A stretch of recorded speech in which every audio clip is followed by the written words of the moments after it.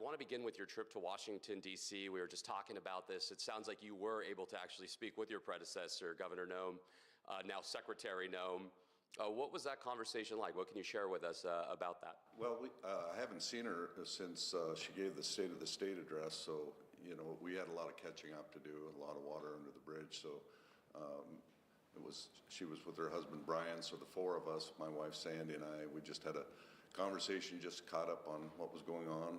She has a new grandchild, so do we, and so it was more unofficial business, just having a good visit with the former governor.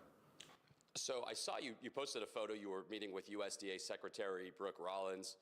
I would imagine your phone was going off like crazy with people who have different things they want to see accomplished. A couple of things that I've been covering have been EID tags for cattle and timber contracts in the Black Hills. Were those topics discussed? I think we can begin with the EID tags. I'm sure many counties in South Dakota have also come out against these tags. We didn't have that discussion. We had 3 or 4 meetings with Rollins. I was with Mark Gordon in one of the meetings when we talked pretty extensively about the Black Hills and timber contracts and just the what's at stake for the Black Hills as far as wildland fires, dangers, the insect infestations, and just our timber industry and the future of that in general. And very encouraged by the conversation we had with her that we're going to take steps to rectify that and do a better job of managing our forest and protecting our timber industry. So you spoke directly with Rollins about increasing those timber contracts. Have you seen the numbers? I know Senator Mike Rounds, he's also made a push for this. He gave us the numbers, and it seems like based on what they're allowed to harvest, they're way below that target. Yeah, not even close. And under the Biden administration, we were just banging our heads against the wall. We would provide the facts and the data, and they were ignored.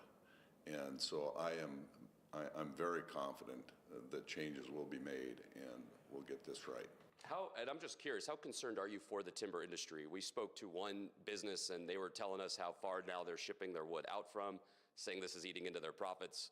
I believe a sawmill in Hill City actually shuttered because of this. Yeah, and a lot of damage has already been done, and that Hill City is one example because it is such a capital-intensive facility that once that's dismantled, it is very hard to get them reopened again. And so hopefully we can at least stop the bleeding now.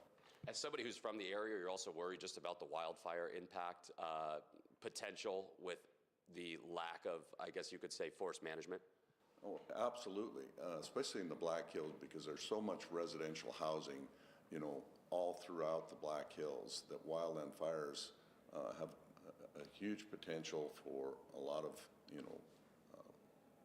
risk to life and property. So right now, it's something that I think is coming up in the discussion is just the fact that South Dakota is pretty aligned for federal attention. You have Majority Leader Thune, Secretary Noem is now very close to President Trump. Were you able to discuss any other key priorities with the state? Do you feel like you were getting any momentum with those? Well, on all fronts. We met with Rollins, I think, no less than 4 times, talked about different issues, avian flu, which is a big problem in eastern South Dakota with our bird population. And I took my Secretary of Agriculture, Hunter Roberts, with me. And so he was alongside of me, and when we had those conversations and covered a lot of ground as far as what they can do to help us out and working together with the feds on some of those key issues for agriculture, because we've been on our own for the last 4 years with the Biden administration, and Secretary Roberts shared with Rollins some of the issues we'd had in the past when we were trying to put our universities to work and find a solution and a vaccine for the avian flu, and hit a brick wall. No common sense, no latitude from the feds to do anything but what we're told. I want to touch on some local issues now, specifically property tax. A couple key bills moved through the legislature yesterday, 2 Senate bills, yours and another Senate bill. We'll start with yours. Why do you feel like your bill is a strong solution to rectifying people who say, my property taxes have shot to the sky, so to speak. Well, it does several things that helps move the needle in the right direction. And first, we cap the increases from here for the next 5 years at 3% countywide on owner-occupied taxes. We also, another big part of the bill is for the assessment freeze program. It raises the minimum or the wage requirement or the cap to $65,000 for multiple member home, and the value of the house to $500,000. So it allow more people that are on a fixed income to have their property taxes frozen altogether. And so those are the two main things. There were a number of other things we did in the bill that as we worked it through the process with the legislators that agreed to be on that committee, one of the things was set a cap on the increase that the counties could increase their budget based on new growth or new construction. And I think all of those things work together to help stamping down the increases in property taxes for owner-occupied. Do you think as property valuations have gone up, counties have been too aggressive about raising their budgets? Well, the county, they've not been aggressive. We should be clear on that. And some people would say that they were getting a windfall from these increases. They weren't. What was happening was there was a shift taking place towards owner-occupied and away from the other classes of property. This bill will reverse that shift, if you will, and set more of a balance. I want to talk about Senate Bill 191. That got through the Senate yesterday unanimously. This is Senator Hulse's bill. If that bill makes it to your desk, do you plan to support that bill? I haven't looked at that bill. I will say, and I've said it before, that we need to protect the integrity of the tax system. And some of the bills, we had a 3% cap countywide on owner-occupied. There's other bills that do per household, every house. Well, something like that ties the hands of our Director of Equalization, because their job is to equalize taxes. And if they're not allowed to do their job, then we corrupt the system. And so we want to be careful. We've had experience in the past of doing legislation that got us into more trouble in the future because it corrupted the system. That was going to be my other question. Just based on this, we spoke to the leader of an online group, Tax Relief for Property Owners. This is a Facebook group, and he had criticized your bill, saying that his two main criticisms were that it was a countywide cap, not individual home. And on top of that, he was also asking for a retroactive, resetting of the home valuations. Are you open to those, just those concepts in general? Well, I'm open to the concept, yes, but the devil's in the details as far as if it goes too far to corrupt the system. In the world of agriculture, when I got in, we went to a new productivity system.